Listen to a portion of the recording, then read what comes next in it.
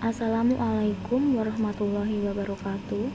Nama saya Rali Erlinda dari Prodi Statistika. Saya akan menjelaskan mengenai mikroorganisme untuk pembuatan tape. Yang pertama ada pengertian tape. Tape sendiri itu merupakan kudapan yang dihasilkan dari proses fermentasi bahan pangan berkarbohidrat sebagai substrat oleh ragi. Di Indonesia dan negara-negara tetangganya, substrat ini biasanya umbi singkong dan beras ketan. Tape adalah suatu hasil yang dibuat dari bahan-bahan sumber pati atau karbohidrat dengan diberi ragi dalam proses pembuatannya. Dan yang selanjutnya ada bahan dasar pembuatan tape. Yang pertama ada umbi singkong, yang kedua ada beras ketan, dan yang ketiga ada ragi.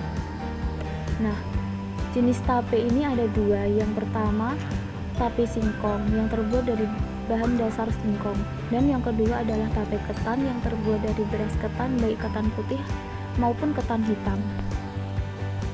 Dan yang ketiga ada manfaat dari bahan dasar tape. Yang pertama ada umbi singkong. Umbi singkong tersebut mengandung karbohidrat termasuk serat makanan yang sangat bermanfaat. Dan yang kedua ada beras ketan, memiliki kadar protein, vitamin B, selenium, seng, magnesium, tembaga, dan fosfor. Dan yang ketiga ada ragi yang digunakan untuk fermentasi dalam pembuatan tape tersebut. Dan selanjutnya ada cara pembuatan tape. Nah, di sini diambil contoh pembuatan tape singkong. Untuk pembuatan tape singkong sendiri, kulit umbi harus dibuang terlebih dahulu atau dikupas. Setelah dikupas, maka dicuci. Setelah dicuci bisa dikukus dan diberi ragi pada singkong tersebut. Kemudian tempatkan pada keranjang bambu yang dilapisi oleh daun pisang. Keranjang tersebut kemudian diperam pada suhu 28-30 derajat Celcius selama 2-3 hari. Yang selanjutnya ada mikroorganisme yang berperan dalam pembuatan tape. Ragi untuk fermentasi tape merupakan campuran beberapa mikroorganisme, terutama fungi atau kapang dan jamur seperti Saccharomyces cerevisiae, seperti pada gambar, dan Oryzopus oryzae. Selanjutnya ada Endomycopsis burtoni, kemudian Mucor sp, dan yang selanjutnya ada Candida utilis. Tetapi tidak tertutup kemungkinan jenis lain juga terlibat.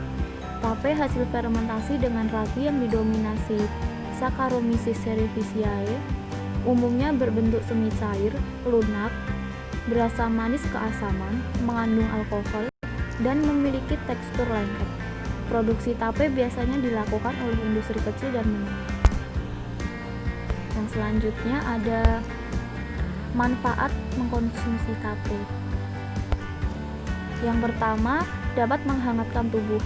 Manfaat tape singkong yang bisa dirasakan Anda saat mengkonsumsinya adalah menghangatkan tubuh. Orang yang mengkonsumsi tape akan merasakan hangat di bagian dada dan perut. Yang kedua ada sebagai sumber energi.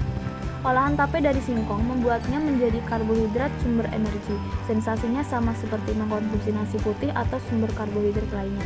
Artinya, dengan mengkonsumsi tape singkong, maka tubuh punya energi untuk mengolah protein sehingga terasa lebih bugar. Dan yang selanjutnya adalah dapat mencegah anemia. Bagi mengalami anemia dan kesulitan meningkatkan tekanan darah, coba konsumsi tape singkong. Kabar baiknya, proses fermentasi tape dapat meningkatkan kandungan vitamin B12. Vitamin ini dapat membantu proses sel darah merah dan mencegah anemia. Dan yang terakhir adalah sebagai sumber probiotik.